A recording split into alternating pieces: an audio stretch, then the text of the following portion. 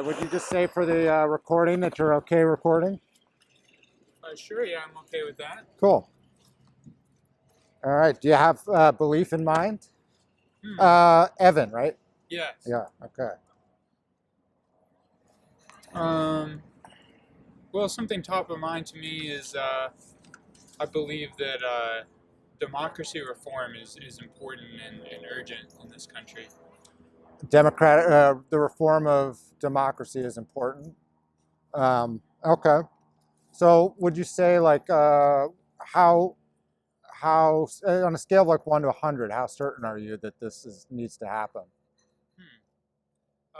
Like 95? Okay. All right. And what do you, when you say democracy, like what do you have? Like a lot of people use that word. Often they mean different things by it. Right. Um, or how are you using that? Are you using that as like a euphemism for our system, or by a more strict definition?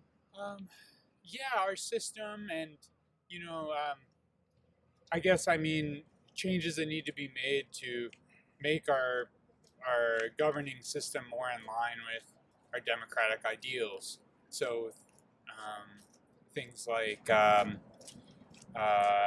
making everybody's vote count and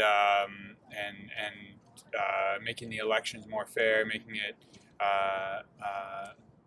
so that people's voices are heard because politicians can um, afford to listen to them rather than to big moneyed interests and things like that.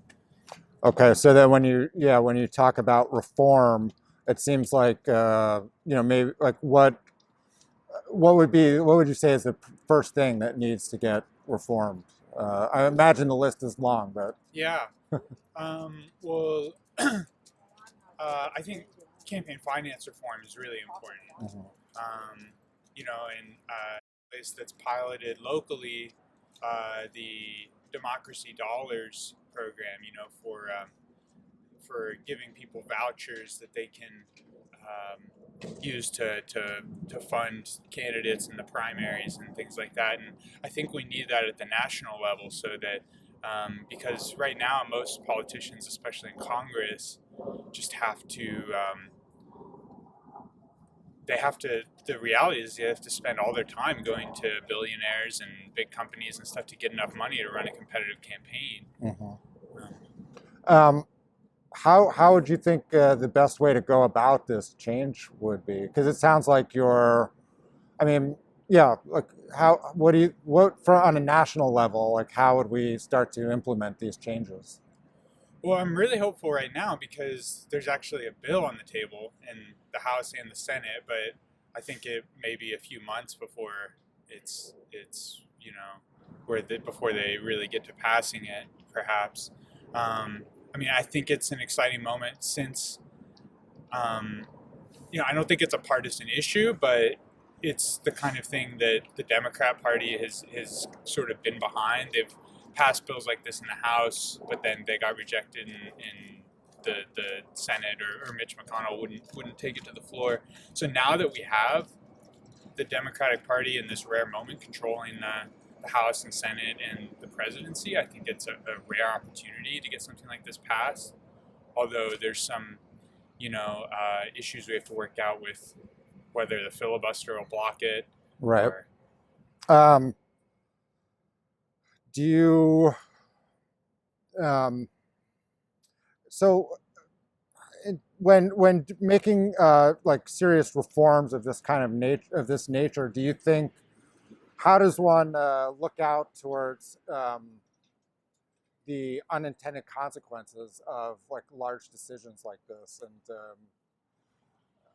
you know, at this point in time, we're not really dealing with a government that reflects the way the republic was set up. Right, it's deviated quite a bit from that, and it seems like the powers that be, both Democrats and Republicans, are pretty well invested in this current sort of big money politics and the jumping back and forth between lobbyists and elected officials.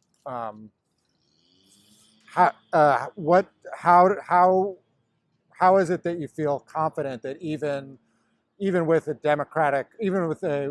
one party majority in those two branches of government, that they will be motivated to institute reforms, which essentially would be taking power away from themselves, if I understand you correctly? Yeah, no, that's a good question. Well, I just listened to an interview with John Sarbanes, who's the senator who's been kind of who architected this new proposal that people have been talking about all these kinds of reforms for a long time, and he's kind of brought them all together into this one bill. He's been working on this for like over a decade, and so something he put it is that like this came out for him from his experience as a member of Congress and his own frustrations with like he wanted to be able to represent the people better, but the nature of the job just it's kind of like what's a good word for it?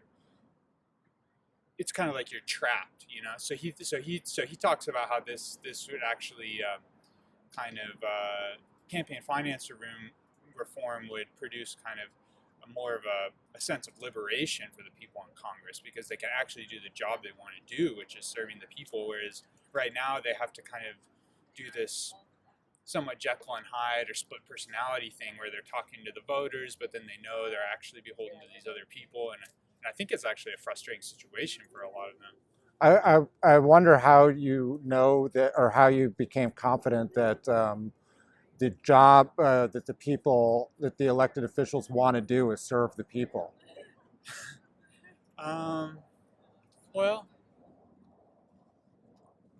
that's a good question. I mean, I don't know them personally, and they have all kinds of different motives and stuff. But I guess I'm sort of taking John Sarbanes' word for it on that one, and that there's a good portion of them who, would like to be working that way. That's hopeful. That's hopeful. I like to think you're right, but I don't know if I have a high degree of confidence in that. But this is I think you're hitting on one of the other issues, right? It's because the system's so broken that we are naturally more cynical, because we've spent so long with things. We're feeling like we've gotten empty promises or things not working as they're supposed to. Yeah. And if we could just make this change in the rules so that the incentives are more aligned, then, hopefully it could, the dream is it would produce like a virtuous cycle, and then we would actually have a reason to believe that we can, right. The participation matters and things like that.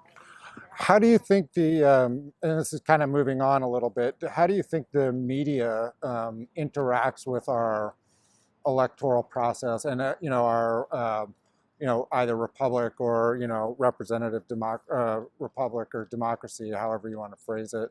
And to what extent is it possible to implement reforms in that area, if you think that's necessary? Yeah, that's a really good question. Yeah, I think to me, the past few years have really highlighted huge problems with the media environment, where all these conspiracy theories and QAnon and distortions of the truth that have become so commonplace have just become such a powerful force, and I really think we do need to deal with that. I guess one thought I've had about that, and part of it comes down to the First Amendment, right? Free speech. And so you can't have the government clamping down on people who are lying or things like that, because First Amendment prevents that. And that may be a very good thing, because that's a dangerous thing for the government to be in the business of doing. But it implies that they're the ones who get the say as to what's a lie and what's the truth. Right. Which, to have the people in power deciding that may not be a good idea. But you know, as I've been learning about the campaign finance reform, one of the insights from there is that since Citizens United kind of equated money with speech, similarly, you can't restrict funding very easily in this system, right? Because Right. the First Amendment protects against that. So the campaign finance reform solution was, well, instead of trying to censor the bad money, let's fund the good money. Let's have matching donations or democracy vouchers that make small donors have more of a voice, and then the big donors can be rendered irrelevant. They'll still be there, but and so similarly, I wonder with the media, if I don't know if this would happen at the government level or through nonprofits or what, but if there was some way that we could fund the quality journalism more, so that like if a news organization meets certain standards, they can tap into some kind of funding. Whereas if you're just creating propaganda or fake news and stuff, then and you're below a certain threshold in the fact checkers, then you wouldn't qualify for this money. Because right now I feel like the monetary incentives are pretty good for creating fake news and stuff. Right. I mean, it seems like the advent of social media has sort of caused the normal media, the cable newspapers and stuff, to have to keep up, and in that way they are incentivized to generate clickbaity headlines and things of that nature. Um, maybe maybe instead of restricting speech or regulating lies and truth, just somehow taking the financial incentive in terms of them being just a profit motivated business out of the equation. I don't know.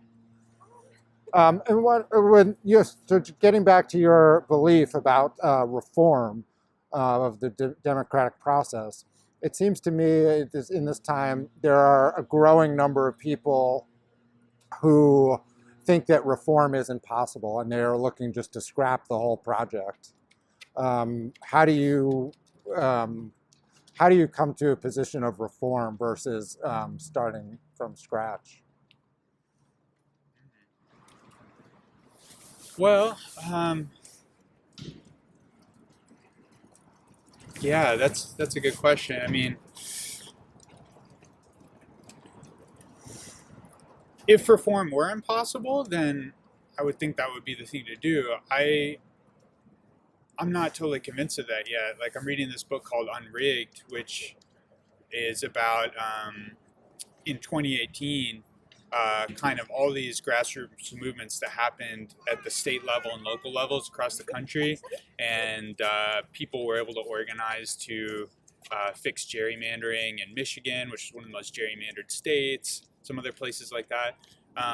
It's kind of a book about, which I didn't know about all these things, and maybe I wasn't following the news very well then, but it was all these examples of grassroots organizing and reforms actually happening, actually working just 3 years ago.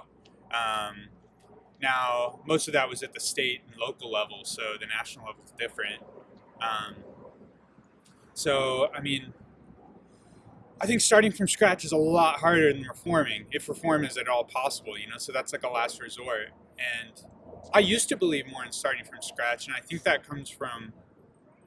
part of that comes from, I think, a belief I used to have, and I think maybe a lot of people share, that like these are really dark times and that things are really bad, which especially during this pandemic and kind of in this new authoritarian crisis, we have a lot of new challenges.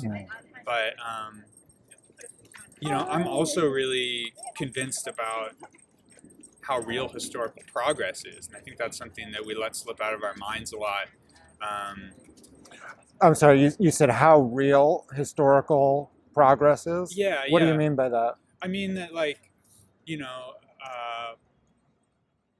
we often think that, partly because of the media, coming back to your point about that, we're always noticing all the violence and problems and things happening. But if you look at things objectively, and I was really persuaded by this by Steven Pinker's book, Enlightenment Now, and he has another book on the history of violence, that if you look at objectively, if you look at the data over past decades, hundreds of years, thousands of years, the world's gotten tremendously less violent. People have gotten healthier. Uh, you know, Societies have gotten more stable. People are more educated. You know, so that we have a lot that's actually going for us. And so to start from scratch and risk losing all we have, I think is dangerous. Right.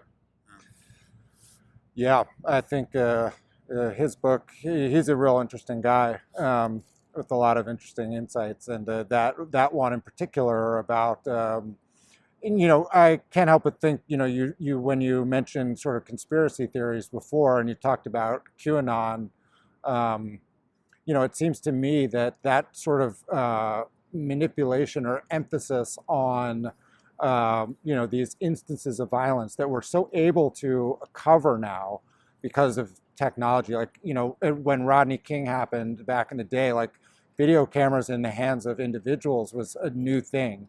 Now everybody's walking around with a video camera. right. So everyone can record every instance, and if it bleeds, it leads. It's going on the news. Right. But then you have all of this information, with regard to violence in general and like police violence in specific, that have gone down tremendously in the course of the last, let's just say 50 years. But a lot of people would think that the opposite is true. And that to me seems like a conspiracy theory also. Totally. But let's see.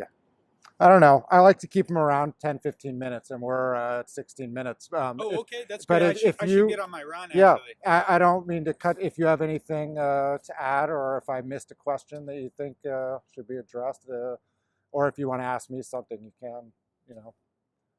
I generally, like in the conversation, I try to keep my personal beliefs out and just ask open-ended questions about it. Yeah. But I'm happy to give you. Well, just back to my original topic I was talking about briefly. I'm just a regular guy, citizen. So this sounds like a plug, but watch for HR1, S1, the For the People Act of 2021. You'll be hearing about it a lot, I think, in the next couple months. Huge democracy reform opportunities in the House and the Senate if we can get it through. Support it, and tell your representative to support it. Okay, cool. Let's do this. Can I ask one more question? When a lot of people talk about the United States as a democracy, but it's a constitutional republic, is how it was founded. And so I wonder, and that was specifically designed to not allow for a straight democracy, which a lot of people equate to simply mob rule, like the majority gets its way. How does those two the distinction between those two things factor into your need for reform? Like when you think about reform, do you think about going back to principles like that, or moving more towards like a straight democracy? No, I think the Republican elements of our system are really important. Like I think we definitely don't want a direct democracy where people are just, having referendums on every issue. I could be wrong, but I think a representative democracy is basically the same as a republic, where we have elections of representatives, and that's the main way that people are represented. So, yeah, I don't advocate going to a direct democracy. I think the terminology is a little bit confusing. It is, yeah. Because I guess we are technically a republic or a representative democracy, but then there's also the term like liberal democracy, which refers to countries like the U.S. and Canada and a lot of Western Europe and 100 or more countries, which most of them are republics or parliamentary systems in some way.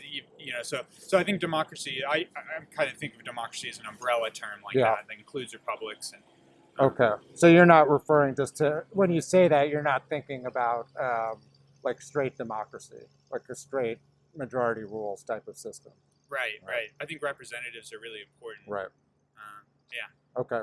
Excellent. And that when you bring up the term liberal democracy, like that is a whole nother word that gets lost in the weeds and definitions. Yeah. But Right. that's a conversation for another day. Right, right. All right. Well, it's a pleasure talking to you. Hey, you too. Yeah. Yeah.